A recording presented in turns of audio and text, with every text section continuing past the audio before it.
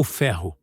Frio, pesado, a memória exata do que me curvou e do que o quebrou. Minhas mãos, embora lavadas de todo o sangue e da poeira daquela fazenda amaldiçoada, ainda sentem a rugosidade da forja, o cheiro metálico da vingança que se infiltrou em cada fibra daquele engenho, naquele vale onde o canavial sussurrava segredos macabros sob a lua. Olá, meu amigo e minha amiga. Aqui é Bruno Henrique, narrador do Além da Escravidão. E hoje se prepare, porque você vai conhecer uma história antiga que vai mexer com seu coração. Antes de começarmos, inscreva-se no canal e me diga nos comentários de qual cidade você está nos ouvindo. Eu adoro saber até onde nossas histórias chegam. Prepare-se, porque a emoção começa agora. Você deve estar se perguntando como pude. Como uma mulher, dobrada, humilhada ao ponto da desfiguração, pôde se erguer e transformar o próprio instrumento de sua desgraça na ruína do seu algoz. Eu te digo, o ódio tem um peso que não se dobra. Ele afia, ele molda, ele espera. Dizem que o peso do cansaço pode esmagar não só a carne, mas a alma, forjando monstros onde antes existiam apenas vítimas. E na minha história, na história de Jurema, o ferro que me dobrou foi o mesmo que se tornou a chave de uma vingança tão fria e metódica que até hoje ressoa nas sombras da antiga fazenda. Um lamento silencioso que avisa: o fardo que impões, um dia pode ser o teu próprio. Eles amarraram meu corpo, sim, com o ferro mais bruto e cruel, mas esqueceram que minhas mãos conheciam não só os segredos da terra, mas os segredos do metal, da tensão, da força que quebra. Muito antes de o feitor Horácio se tornar pó e lenda, muito antes de ser conhecida como a guardiã do fardo, eu era apenas Jurema, Jurema do Congo, a mulher que falava com os bois. Para os senhores, eu era um vulto, uma sombra que se movia com a agilidade silenciosa de quem entende que, para sobreviver, é preciso ser menos do que se é. Mas minha invisibilidade era minha força. Ninguém via Jurema, a filha do Congo, a mulher que guardava segredos nas entranhas da terra e nas folhas das árvores. Eles viam apenas a escrava dos bois, a que mantinha o engenho moendo, a que garantia que a riqueza deles continuasse fluindo. Eles me subestimavam. Ah, como eles subestimavam a guardiã do fardo. Em meados de 1860, em uma fazenda perdida nas curvas traiçoeiras do recôncavo baiano, minha vida se resumia ao cheiro de palha molhada, o calor do esterco, o suor dos grandes animais de tração. Eu era a zeladora, a que cuidava dos bois, que entendia cada junta, cada músculo, cada ponto de dor e de força daqueles gigantes pacientes. Era eu quem fazia e ajustava as cangalhas, as peças de madeira e ferro que lhes permitiam puxar as pesadas carroças. Conhecia a madeira, o couro e, principalmente, o ferro. Cada ponto de atrito, cada curva de um corpo capaz de puxar o peso do mundo. Eu sabia como uma cangalha bem feita distribuía o fardo, e como uma mal feita, ou pesada demais, podia esmagar não só a carne, mas o espírito lentamente, dia após dia.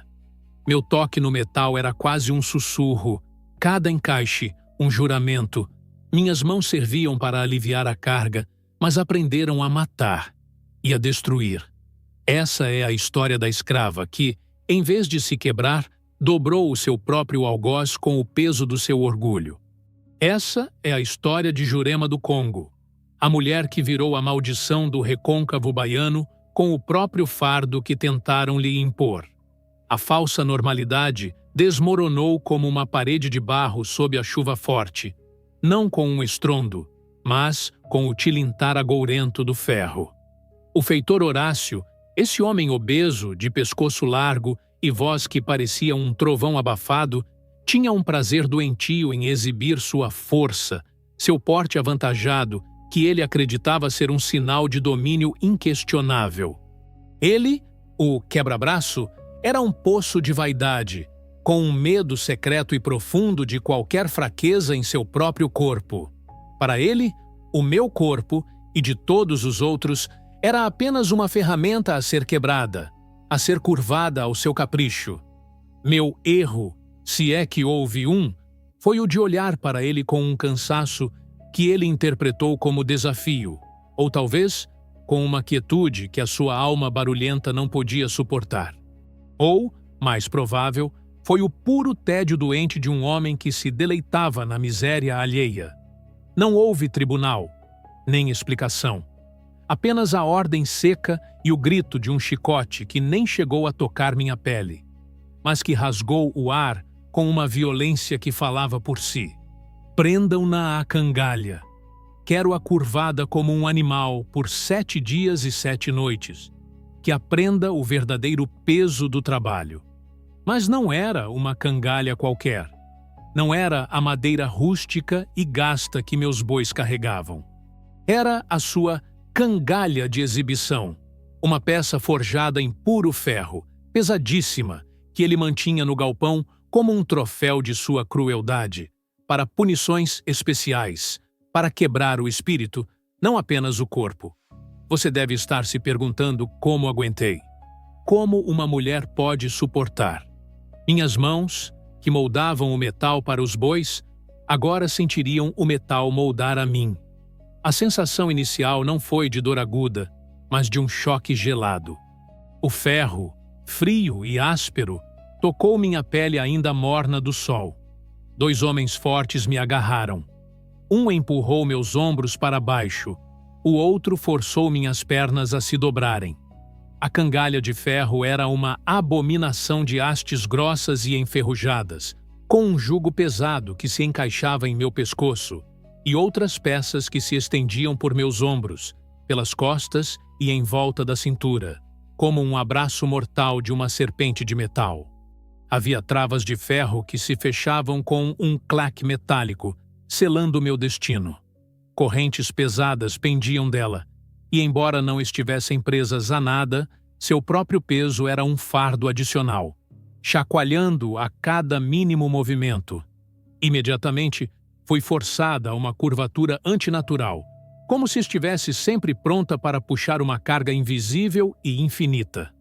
Minha cabeça pendeu, meus joelhos dobraram, minhas costas arqueavam em uma pose grotesca. A barra principal do jugo pressionava minha garganta, dificultando a respiração profunda. O metal queimava sob o sol da tarde e congelava na brisa da noite. Cada oscilação de temperatura, um novo tormento. As pontas cegas das hastes de ferro, feitas para não ferir de uma vez, mas para esfregar e corroer lentamente, começaram a roçar implacavelmente em minha pele, nas axilas, na base da coluna, na virilha, onde o tecido era mais sensível. As primeiras horas foram um inferno de adaptação. Tentei mudar de posição, aliviar a pressão, mas cada movimento apenas apertava mais o abraço de ferro. Não havia como sentar. O peso me empurrava para frente. Não havia como deitar. As hastes pontiagudas se cravavam em meu corpo. Eu era um ponto de interrogação viva, uma estátua de dor. O cheiro de metal enferrujado se misturava ao meu próprio suor e ao cheiro acre da fazenda. Minha boca seca tinha o gosto de ferrugem e terra. Eu sentia cada batida do meu coração no jugo de ferro que me prendia, como um tambor abafado de agonia. O primeiro dia foi de choque. O segundo, de dormência e desesperança.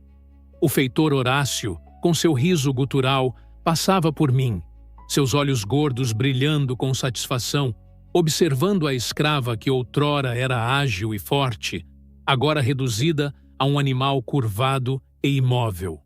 Ele me forçava a ficar no pátio, sob o sol a pino, para que todos vissem. A humilhação era quase tão palpável quanto a dor. Eu não era mais Jurema, era a cangalha, um objeto de escárnio. Moscas zumbiam ao meu redor, pousando em meu rosto suado, mas minhas mãos, presas e sem força, mal podiam espantá-las. A sede era uma brasa na garganta, a fome um buraco no estômago. No terceiro dia, a pele começou a ceder. Onde o metal se encontrava com a carne, a pele estava esfolada, vermelha, e logo pequenas feridas abriam-se, ou um líquido pegajoso. O sangue começou a se misturar ao suor, escorrendo por minha pele, secando e deixando uma crosta salgada e dolorosa. À noite, a brisa gelada trazia arrepios que penetravam os ossos, mas também a dor lancinante das feridas expostas. O sono não vinha, apenas pequenos desmaios verticais, onde meu corpo bambeava e a dor das hastes me puxava de volta à realidade brutal. Eu podia ouvir os animais no galpão, seus murmúrios, seus passos. Eles, meus protegidos, estavam livres, enquanto eu, sua zeladora, estava mais presa que qualquer um deles. Do quarto ao sexto dia, o mundo se tornou um borrão de dor constante. Minha mente, antes clara e forte, começou a divagar. Alucinações leves começaram a surgir. Eu via meus ancestrais do Congo, suas sombras dançando em volta de mim, seus cantos em línguas que eu mal me lembrava. Eles não me ofereciam consolo, mas uma força silenciosa, uma resistência que fluía em minhas veias, um rio de ferro e fogo. Eu via o feitor Horácio em seus sonhos, mas não era o Horácio vitorioso. Era um Horácio fraco, suado, temendo a doença, o envelhecimento, a perda de sua força. Sua imagem, agora na minha mente, não era de um monstro invencível, mas de um homem com medos, com pontos de ruptura. O cansaço era uma névoa espessa, mas através dela, a imagem da cangalha, a sensação do ferro, a humilhação pública não se dissipavam. Em vez disso, endureciam. Endureciam como o metal que me prendia. As lágrimas secaram nos meus olhos há muito tempo. A dor se transformou em uma raiva fria, silenciosa, que queimava lentamente dentro de mim. O feitor Horácio queria me transformar em um animal exausto, em uma casca vazia. Mas, em vez disso, ele estava forjando algo mais perigoso. Ele estava forjando a vingança. No sétimo dia, quando finalmente me libertaram, meu corpo era uma massa de inchaço e feridas abertas. Minhas pernas mal me sustentavam, e o gosto de sangue e bile era permanente na minha boca.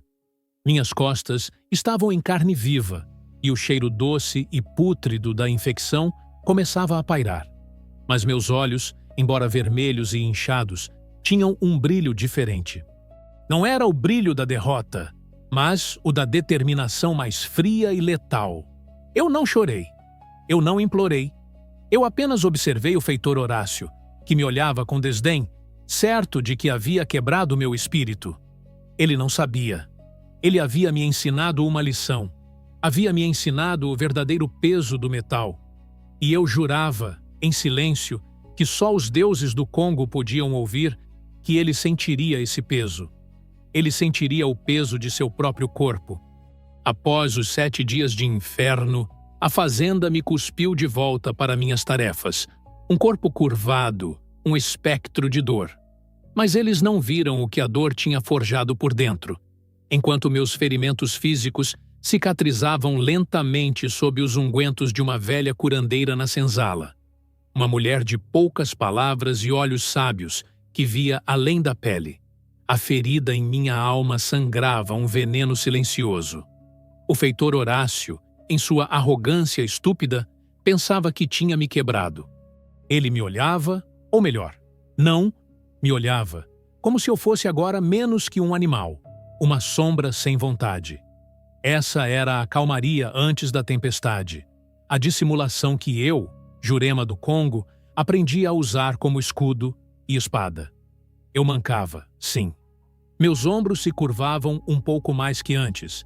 Minhas mãos tremiam vez ou outra ao pegar uma ferramenta. Era um teatro, uma atuação dolorosa para o público de senhores e outros feitores que visitavam a fazenda e se divertiam com a história da Jurema e da cangalha. Eles viam uma mulher fraca, submissa, quebrada. Você deve estar se perguntando como pude sustentar essa farsa, como a raiva não explodiu em meus olhos. Mas a dor dos 7 dias havia me ensinado algo crucial. A vingança precisa de paciência, de um silêncio que esconde um turbilhão. A vingança, para ser perfeita, tem que ser como a forja de um ferreiro. Lenta, controlada, em chamas que não se mostram abertamente. Minhas mãos, antes usadas para aliviar a carga dos bois, agora estavam destinadas a um trabalho diferente. Eu observava Horácio. Ele se vangloriava de sua força, de seu corpo avantajado. Caminhava ereto, batia no peito, ria alto. Era essa vaidade, esse orgulho em sua fisicalidade, que seria sua ruína. Ele temia a fraqueza, a doença, a perda de controle sobre seu corpo. E era exatamente isso que eu lhe daria. O terror de ser aprisionado em sua própria carne, impotente. A preparação começou de forma quase imperceptível. Meu trabalho com os bois me dava acesso ao galpão, às ferramentas, ao ferro. Era o meu santuário, o lugar onde a mente de Jurema, a zeladora, podia se fundir com a mente de Jurema, a guardiã do fardo. Ninguém desconfiaria. Eu era apenas a negra dos bois, a que entendia de cangalhas. Mas não era para carregar o peso externo que eu agora trabalhava o metal. Era para distribuir o peso de um corpo humano, para imobilizá-lo, para torturá-lo com sua própria massa. Eu comecei a coletar pequenos pedaços de ferro velho, sobras de concertos de arados, pregos retorcidos que ninguém mais queria. No silêncio da noite, sob a luz fraca de uma lamparina roubada, eu martelava e dobrava, moldando hastes finas, mas resistentes. A cada golpe do martelo, eu sentia a canção dos meus ancestrais, o ritmo da África que me ensinava a dobrar o metal à minha vontade. Não eram pontas afiadas que eu buscava, pois não era a morte rápida que eu queria. Eram pontas cegas, rombudas, desenhadas para pressionar, para cravar sem perfurar, para causar dor constante em pontos específicos do corpo, nas articulações, nos nervos. A cangalha de Horácio, aquela que ele usava para as punições mais severas, era uma monstruosidade. Eu sabia onde ela ficava, pendurada como um troféu em um canto escuro do galpão. Ela seria a peça central da minha obra-prima de vingança. Durante semanas, enquanto cuidava dos bois, eu passava por ela, analisando sua estrutura, imaginando como o corpo pesado de Horácio se encaixaria nela. Comecei a fazer pequenas modificações, quase invisíveis a um olhar desatento. Alarguei alguns encaixes, reforcei outros, adicionei pequenas alavancas internas que, uma vez ativadas, fariam as hastes de ferro que eu estava forjando se moverem e se encaixarem em pontos de pressão cruéis. Cada ajuste era feito com a precisão de um cirurgião. O silêncio da noite sendo meu cúmplice e o chiado do metal meu único confidente. Mas a vingança de Jurema não seria apenas física. Horácio se vangloriava de seu corpo, mas seu medo mais profundo era o de perder o controle de sua mente. Eu havia visto isso nos dias em que estava presa, na forma como ele evitava falar sobre doenças, como ele reagia a qualquer tosse ou espirro de seus servos com um pânico disfarçado de raiva. E para isso, eu recorreria ao meu outro conhecimento, aquele que vinha das terras do Congo, das florestas úmidas de minha infância. A fazenda, embora um inferno para nós, era rica em flora. Havia pequenas clareiras na mata que margeava o canavial, onde cresciam ervas que a sinhá usava para chás e emplastros, e outras que só os mais velhos conheciam. Eu comecei a coletar, sob o pretexto de buscar forragem especial para um boi doente, ou de procurar um galho específico para um concerto. Folhas de Jimson Weed, estramônio, conhecida por suas propriedades delirantes, eram secas ao sol, esmagadas até virarem um pó fino. Raízes de dormideira selvagem, para induzir uma dormência lenta e paralisante. flores de uma planta que os meus chamavam de flor do murmúrio, cujas pétalas, quando maceradas, causavam uma hipersensibilidade extrema a sons e toques. Minha pequena trouxa de ervas ficava escondida sob o meu colchão de palha, perto do meu corpo. À noite, eu as triturava entre pedras, o cheiro forte enchendo o ar de meu pequeno canto na senzala. Misturava os pós com gordura de porco e água, criando pastas e ungüentos que seriam aplicados na pele do feitor. O objetivo não era matá-lo rapidamente, mas fazê-lo experimentar a agonia prolongada, a loucura, a paralisia em seu próprio corpo, exatamente como ele tentou fazer comigo. A dissimulação era a parte mais difícil. Cada manhã eu vestia minha máscara de submissão, meu rosto vazio de emoção, meus olhos fixos no chão.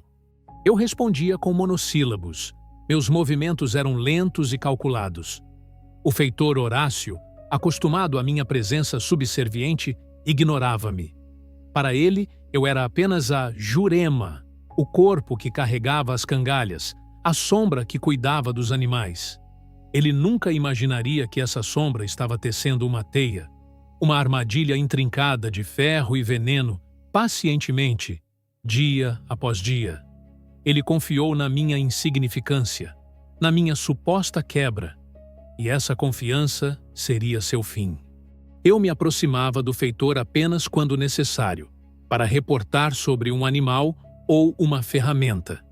Cada vez, eu me forçava a baixar os olhos, a evitar o brilho de ódio que queimava em minha alma. Meu coração batia forte no peito, um tambor de vingança abafado. Mas a mão não tremia. O rosto não denunciava. Eu era a Jurema quebrada, a Jurema que esperava. E em meu silêncio, eu me tornava mais perigosa do que em qualquer grito.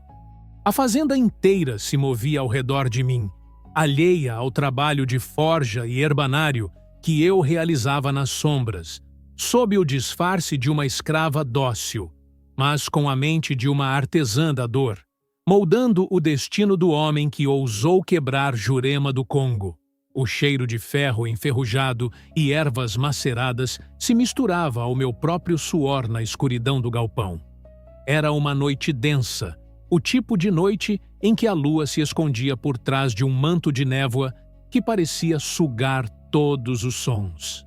O canavial, lá fora, sussurrava segredos, mas aqui dentro, o único som audível era o clink suave do meu pequeno martelo contra uma haste de metal, moldando-a.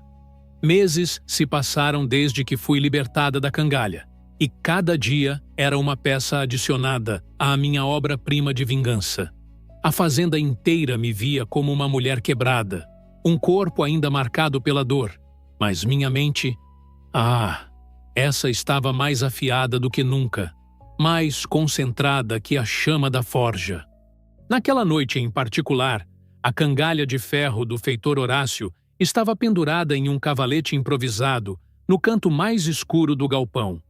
Eu a tinha desparafusado, modificado, reforçado e, mais importante, inserido meus próprios mecanismos. Pequenas hastes de ferro, forjadas por mim com restos de ferragens velhas, estavam prontas para serem encaixadas. Não para carregar, mas para prender. Para criar pontos de pressão que paralisariam sem matar imediatamente, que torturariam com o próprio peso do corpo. Meus dedos, calosos e fortes, trabalhavam com uma precisão febril, quase em êxtase. Eu sentia a alma do metal, o jeito como ele cedia ao calor e ao golpe, o modo como ele obedecia à minha vontade. Enquanto eu trabalhava, o pequeno pilão de pedra, que eu usava para triturar as ervas, estava ao meu lado. Uma pasta esverdeada, de cheiro acre e penetrante, aguardava em um pote de barro. Era a mistura de Jimson Weed, dormideira e flor do murmúrio, destinada a entorpecer e, ao mesmo tempo, a hipersensibilizar os sentidos, a mergulhar a vítima em um delírio de sensações. A visão do feitor Horácio, com seu riso abafado e seus olhos gordos cheios de desdém, era a energia que alimentava minha fúria silenciosa, cada clink do martelo, uma oração em dialeto congo. De repente, um som. Não veio de dentro do galpão nem dos animais, veio de fora. Passos pesados, arrastados, quebrando o silêncio da noite, se aproximando do galpão. Meu coração saltou para a garganta, batendo como um tambor frenético. O suor frio escorreu pela minha testa, não do calor da forja, mas do medo gélido que me atingiu. Era ele, Horácio. Por que ele estaria aqui a esta hora? Minha mente, treinada em anos de sobrevivência, agiu por instinto. Com um movimento rápido e silencioso, eu empurrei o pilão de ervas para debaixo de um feixe de palha velha. A cangalha modificada, ainda no cavalete, era grande demais para esconder. Pelo canto do olho, vi a silhueta maciça de Horácio se aproximando da porta entreaberta do galpão. Não havia tempo. Agindo na velocidade da necessidade, peguei uma das cangalhas comuns de madeira que estava quebrada e jogada no chão, e comecei a mexer nela freneticamente, fingindo um reparo. As ferramentas menores, como o martelo e as hastes de ferro que eu estava moldando, foram enfiadas sob meu avental puído. Meu corpo tremia, mas minha expressão tinha que ser a da Jurema quebrada, a da escrava dócil e, talvez, um pouco confusa. A porta do galpão se abriu com um rangido lento e gutural, a luz da lamparina de Horácio invadindo o espaço. Ele entrou, sua figura gigantesca projetando uma sombra opressora que engoliu a pouca luz do ambiente. Seus olhos pequenos e gordos varreram o galpão, parando em mim, que estava agachada sobre a cangalha de madeira quebrada, fingindo estar absorta. O cheiro das minhas ervas, ainda forte no ar, pairava pesado. Jurema? O que diabo estás a fazer aqui a esta hora? A voz de Horácio era um rosnado, carregada de irritação e uma ponta de desconfiança. Ouvi barulhos. Pensei que houvesse ladrões, ou ratos maiores que o normal. Ele fez uma careta, seu olhar passando rapidamente pela cangalha de ferro no cavalete. Por um instante, senti meu sangue gelar. Ele olhou para ela, para a minha obra. Feitor. Desculpe-me. Feitor. Minha voz saiu um sussurro rouco, exatamente como eu ensaiei para parecer. O corpo curvado ainda mais em subserviência. É o veludo, Feitor. Ele está inquieto de novo. Estava remendando esta cangalha velha, a dele. Achei que estava a feri-lo e não queria que o boi doente sofresse mais. Minhas mãos, elas não conseguem ficar paradas quando vem algo quebrado. Feitor. Eu gesticulei com as mãos, que ainda tremiam levemente, mas ele provavelmente pensou que era por nervosismo ou fraqueza. Ele se aproximou, seus passos pesados chacoalhando o chão de terra batida. A luz de sua lamparina oscilou, iluminando meu rosto suado. O cheiro acre das ervas parecia se intensificar em sua presença. Que cheiro é esse? Não me venhas com essas tuas bruxarias de Angola, Jurema. Já te disse que não quero nada dessas rezas de preto na minha fazenda. Seus olhos se estreitaram, olhando para minhas mãos, que agora fingiam alisar a madeira áspera da cangalha quebrada. Não, Feitor, não é bruxaria, respondi. Minha voz um pouco mais firme, mas ainda carregada de submissão, como se eu estivesse tentando agradá-lo desesperadamente. É só um emplastro de ervas que a velha Zélia me ensinou. Para as feridas do veludo, ele tem uma perna tão inflamada, Feitor. A sinhá não gosta do cheiro, é verdade, mas ajuda os bichos e eu não queria que o boi morresse de dor antes de amanhã. O trabalho do dia, Feitor. Horácio bufou, um som de desprezo que ecoou no galpão. Ele se inclinou, sua barriga pressionando-se contra a madeira de uma das baias. Seus olhos novamente varreram o galpão, pousando por um segundo na cangalha modificada. Meu coração parou. Ele quase a tocou, mas sua mão grande apenas gesticulou em sua direção com um movimento desinteressado. Essa porcaria velha ainda por aí? Manda jogá-la no rio amanhã, Jurema. Não quero tralha inútil entulhando meu galpão. Ele nem a reconheceu. Para ele, era apenas mais uma cangalha de ferro, pesada e inútil, como tantas outras. Ele não viu as soldas novas, os pequenos encaixes estratégicos, as alavancas quase invisíveis. Sua mente estava fechada para a possibilidade de algo complexo vindo de mim. A arrogância fatal. Ele me considerava burra demais para planejar algo assim. Para ele, eu era uma ferramenta quebrada, não uma mente afiada. Meu conhecimento ancestral, minhas bruxarias, eram apenas superstições primitivas de uma negra ignorante. E a ideia de que eu, Jurema, que ele havia quebrado com a cangalha de ferro, pudesse estar preparando uma arma ainda mais cruel com a mesma cangalha, era impensável para sua mente inflada de ego. Sim, feitor, como o senhor ordenar, eu disse, meu rosto abaixado, escondendo o brilho gélido em meus olhos.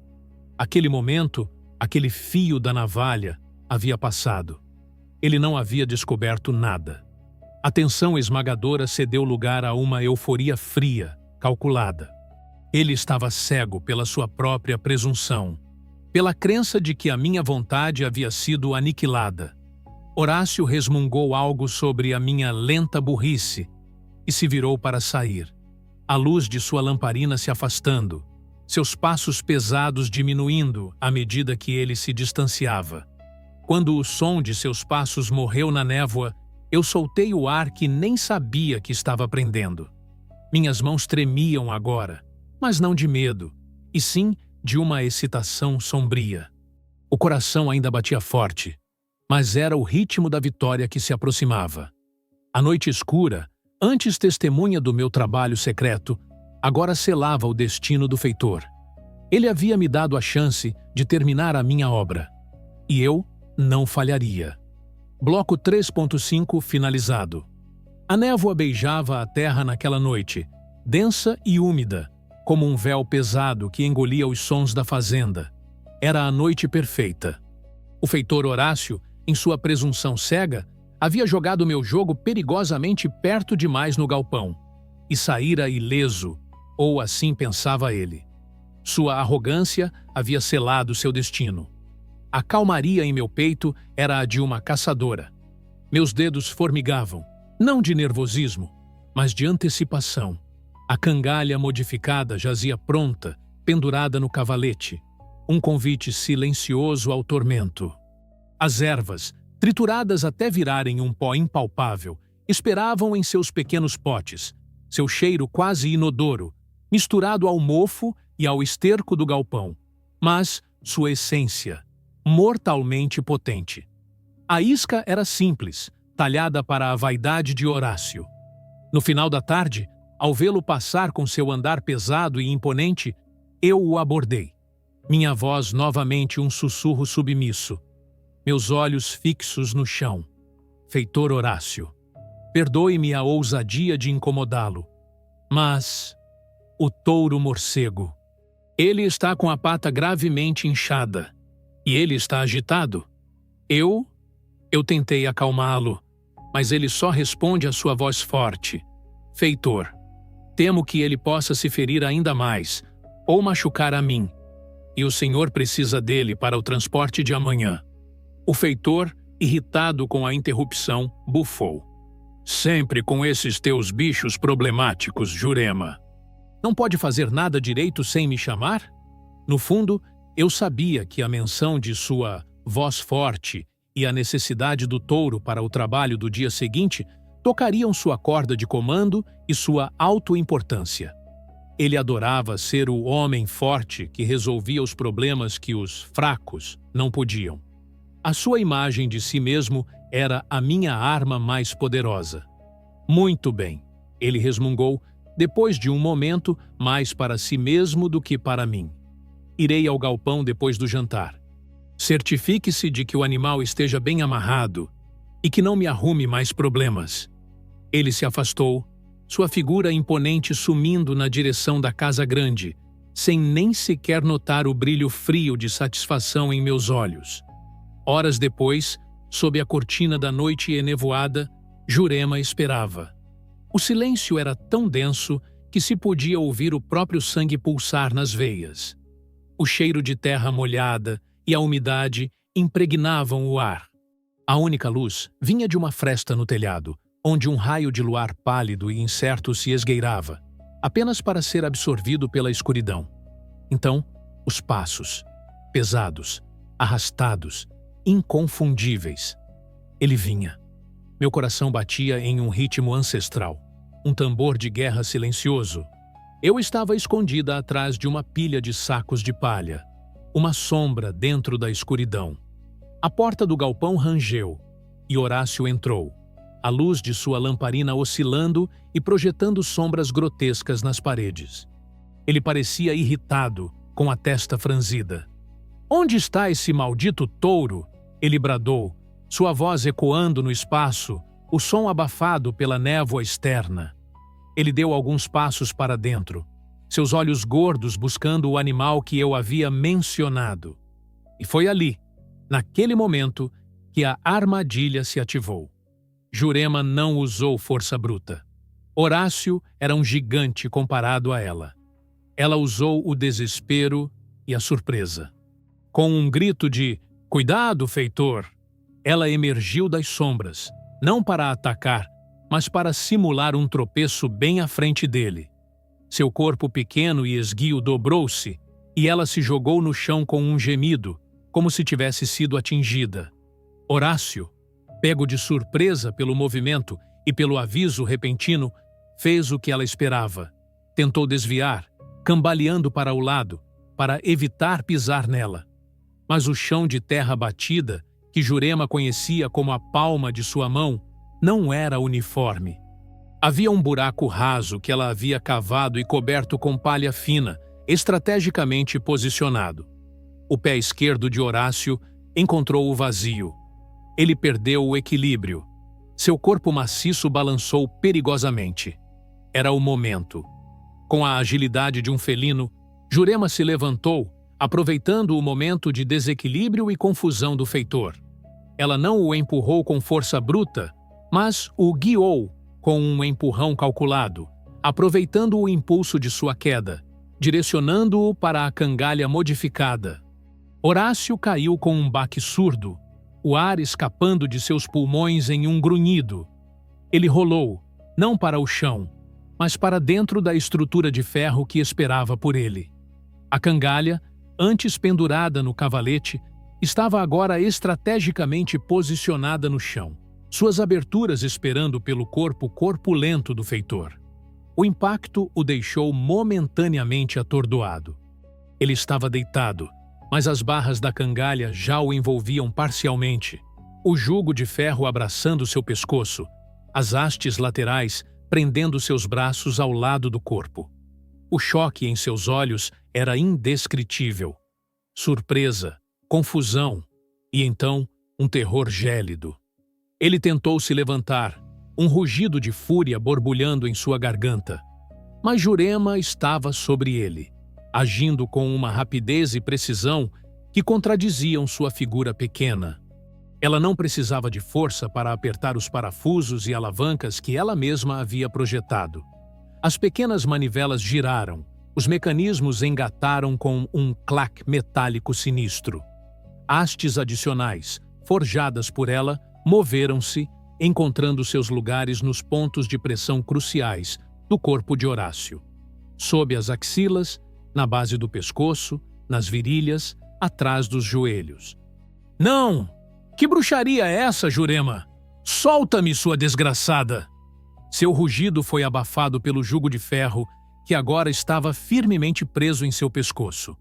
A cangalha não o esmagava para matar, mas o imobilizava cruelmente, curvando-o em uma posição grotesca, uma paródia de si mesmo. As hastes cegas, antes um mero projeto em minhas mãos, agora estavam firmemente encaixadas, não perfurando a pele, mas aplicando uma pressão constante, lancinante. Seus músculos gritavam em protesto, mas não podiam se contrair para libertá-lo. Cada tentativa de movimento apenas apertava mais o ferro, fazendo as pontas cegas cravarem-se mais profundamente em suas articulações e nervos. Ele estava preso, completamente. Seu corpo gigantesco, que era seu maior orgulho e instrumento de sua crueldade, agora era sua prisão. Seus braços estavam dobrados e presos contra o corpo, suas pernas estendidas e presas por outras travas, impedindo-o de se sentar ou sequer dobrar os joelhos. Ele estava curvado, seu abdômen proeminente e comprimido, dificultando a respiração profunda. A visão de Horácio, o quebra-braço, reduzido a uma estátua de dor e humilhação, trouxe uma onda de satisfação gelada a Jurema. Mas a vingança de Jurema não terminava aí. Ela se ajoelhou ao lado dele, seus olhos agora fixos nos dele, sem medo, cheios de uma intensidade antiga. O terror nos olhos de Horácio era visível, mas ainda havia um resquício de fúria e descrença. Você, sua cadela, vai pagar por isso. Vão te caçar como um animal. Jurema não respondeu com palavras. Ela tirou o pote de barro com a pasta de ervas, seu cheiro acre e doce enchendo o ar ao redor. Com um dedo caloso, ela começou a untar a pele de Horácio. Primeiro em suas axilas, onde a pele era mais fina e sensível. Depois em seu pescoço, em seus pulsos, na parte interna de suas coxas. A pasta esverdeada, úmida e fria, espalhou-se, cobrindo as áreas de seu corpo mais expostas e vulneráveis. O que é isso? O que você está fazendo? Ele grunhiu, tentando se contorcer. Mas o ferro era implacável. Isto, feitor Horácio, é o seu fardo. Jurema finalmente disse, sua voz baixa e carregada de uma solenidade sombria. Isto é o que eu senti por 7 dias e 7 noites. Mas você, feitor, sentirá mais. Muito mais. O efeito das ervas começou quase imediatamente. Primeiro, uma dormência estranha. Um formigamento que se espalhava da pele para os músculos. O corpo de Horácio, antes tenso em sua fúria, começou a relaxar. Não de alívio, mas de uma paralisia crescente. Ele tentou mover os dedos, mas eles mal respondiam. Sua mandíbula se afrouxou. Um desespero mudo tomou conta de seus olhos, substituindo a raiva. A dormência virá, feitor, e com ela, a hipersensibilidade. Jurema continuou, explicando cada detalhe de seu tormento com a frieza de uma contadora de histórias. Cada toque, cada som, cada sussurro do vento será uma faca em sua alma. Os murmúrios da fazenda que você desprezou agora serão os seus carrascos. E o Jimson Weed? O Jimson Weed trará os sonhos acordados. Você verá o que eu vi, sentirá o que eu senti. A pasta começou a queimar em sua pele, não como fogo, mas como 1 milhão de agulhas microscópicas. O cheiro de seu próprio suor, o mofo da palha, o cheiro de animais, tudo se intensificou, invadindo suas narinas com uma virulência que o fazia querer vomitar. O som distante de um grilo, que antes era inaudível, agora ressoava em seus ouvidos como um martelo. Sua respiração, já dificultada pela cangalha, tornou-se um guincho ruidoso em seus próprios ouvidos. E o peso, feitor, Jurema sussurrou, aproximando seu rosto do dele, seus olhos brilhando na penumbra. Você vai sentir o seu próprio peso te esmagar. Não há nada a carregar além de você mesmo. O seu orgulho, a sua gordura, a sua vaidade, tudo isso será o seu fardo. Você vai se sentir esmagado de dentro para fora. Jurema se levantou, limpando as mãos no avental. O feitor Horácio, preso na cangalha, com as ervas já agindo em seu corpo, começou a tremer. Seus olhos esbugalhados varriam o galpão, mas agora ele não via apenas as sombras. Ele via fantasmas, vultos, as alucinações começando a distorcer a realidade. Ele tentou gritar, mas sua garganta estava parcialmente comprimida e as ervas estavam entorpecendo seus músculos vocais. Um som estrangulado, Um gemido rouco escapou de seus lábios. Jurema se afastou, não com pressa, mas com um andar firme e determinado. Ela pegou a lamparina de Horácio, apagando-a. O galpão mergulhou em uma escuridão quase total, apenas o pálido luar da névoa esgueirando-se pelas frestas. Você sentirá cada segundo, feitor, ela disse, sua voz vindo da escuridão, antes que a porta do galpão rangesse e se fechasse, selando-o em sua prisão de ferro e loucura. Dias e noites se passaram. Jurema não foi embora imediatamente.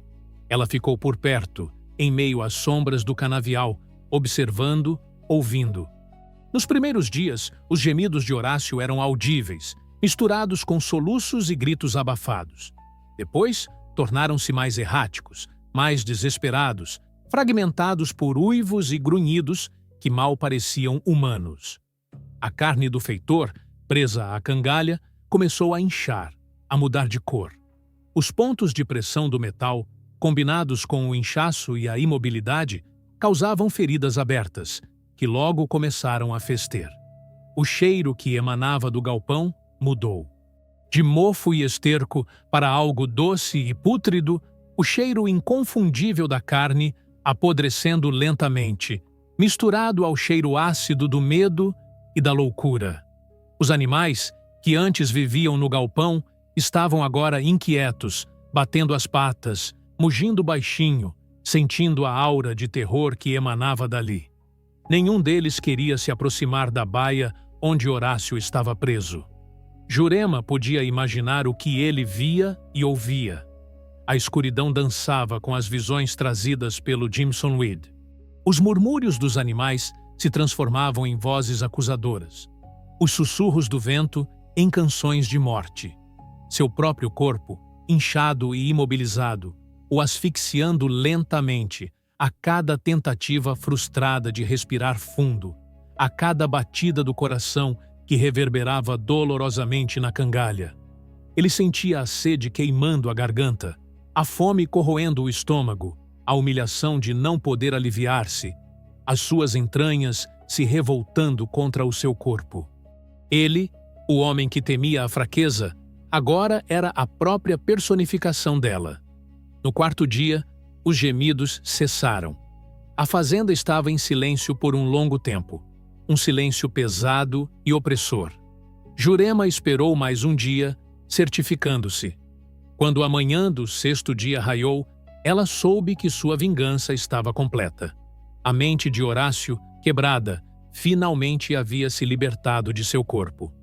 O feitor Horácio havia sido esmagado, não por uma carga externa, mas pelo seu próprio ser, pela sua própria crueldade, dobrado sob o peso de um fardo que ele mesmo impôs. Jurema não esperou para ser descoberta. Com a satisfação fria de quem cumpriu seu dever, ela se afastou do galpão, seu corpo leve apesar dos meses de tormento, sua alma em paz. Ela se misturou à névoa que ainda cobria a mata, desaparecendo nas sombras, levando consigo apenas o silêncio de sua vitória e a lenda que estava prestes a nascer. A fazenda ficou para trás, um campo de batalha onde a justiça ancestral havia prevalecido. O cheiro foi o primeiro arauto da verdade, uma névoa pútrida e doce que começou a emanar do galpão dos animais, perfurando o ar da fazenda com sua presença nauseabunda. Não era o cheiro comum de esterco ou suor de animais. Era algo mais sinistro, mais denso. O feitor Horácio, em sua ausência, já vinha causando burburinho.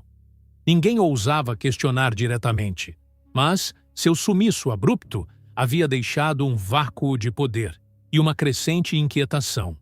O senhor, um homem de temperamento explosivo e pouca paciência, havia mandado alguns escravos mais corajosos ou mais assustados investigar o paradeiro do feitor. Foi um jovem chamado Tão, que mal passava dos 15 anos, quem tropeçou na cena.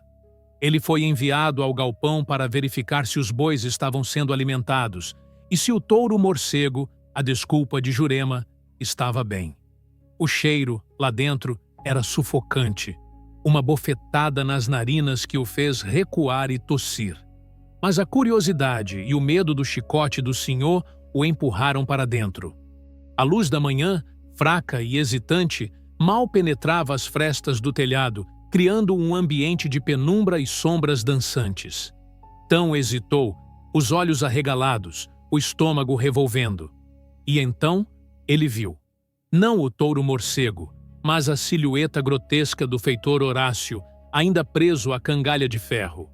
O grito de Tão, agudo e aterrorizado, rasgou o silêncio da fazenda como um relâmpago, ecoando pelos canaviais e alcançando os ouvidos de todos, senhores e escravos. O corpo de Horácio era uma visão de horror.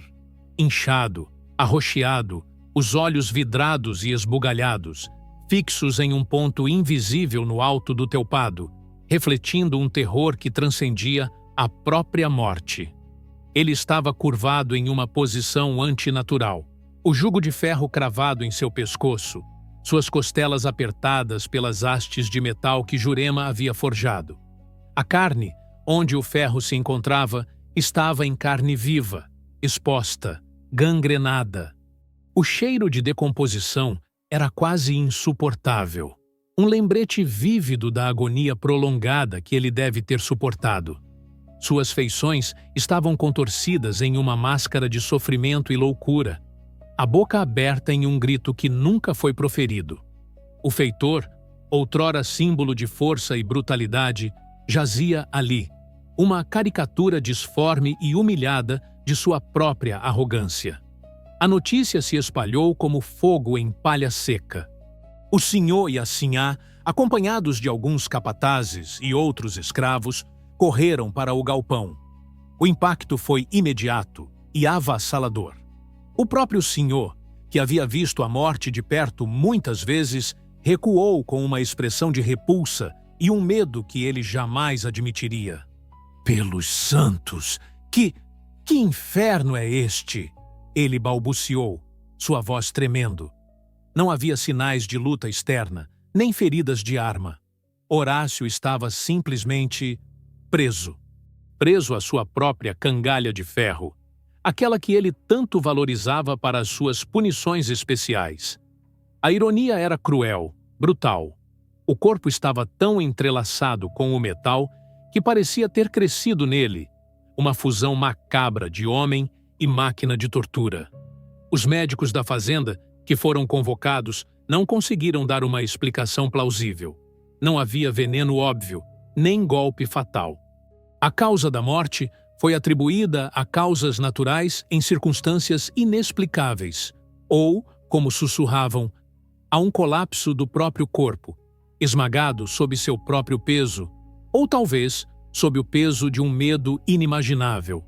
Mas a verdade crua e visceral, era outra. Horácio não morrera de causas naturais. Ele morrera de Jurema. Ele morrera do fardo que impôs, devolvido a ele em sua forma mais cruel e poética. O medo, um medo diferente e mais profundo, se instalou entre os senhores e os feitores da região.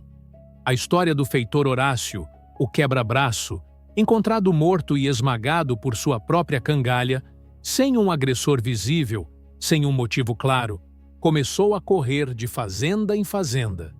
Quem fez isso? Como?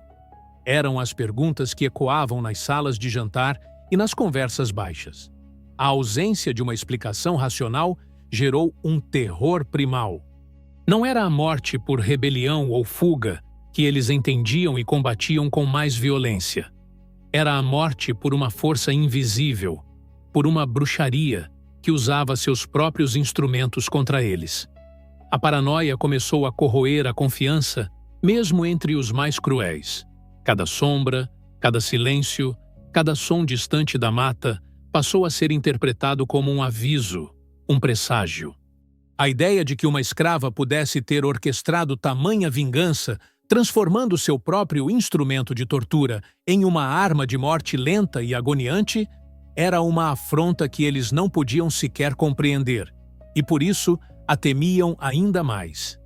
Na senzala, no entanto, a história de Horácio foi contada de outra forma. Jurema não havia simplesmente desaparecido.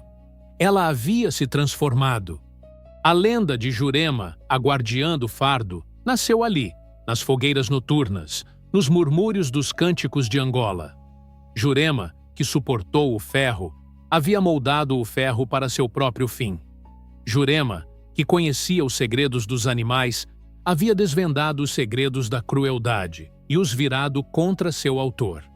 Ela não era uma fugitiva, era um espírito livre, uma força da natureza, a manifestação da justiça ancestral que se erguia das profundezas do sofrimento.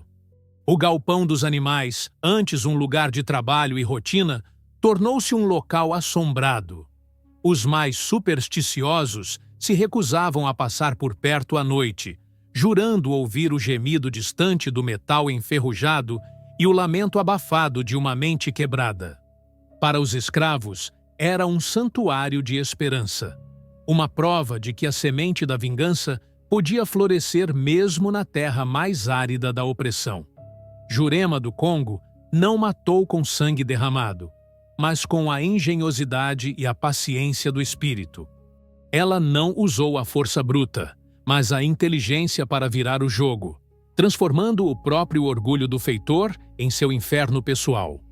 O peso imposto a outrem, um dia, pode ser o fardo mais insuportável para aquele que o impôs. A vingança, por vezes, não é a morte rápida, mas a agonia de se ver preso na própria crueldade, dobrado sob o peso de um karma inevitável. Minha história foi apagada dos livros dos senhores, mas vive no sangue de quem resiste, nos sussurros do vento que balança as folhas dos canaviais. Se você sentiu a justiça deste ato, se a dor de Horácio te deu um arrepio de satisfação, deixe seu like. Comente a palavra Sacter, fardo. Se você está do lado da história real, daquelas que se recusam a ser apagadas. E inscreva-se, pois há muitos outros que, como eu, esperam para contar sua verdade, para mostrar que a força da ancestralidade jamais será quebrada.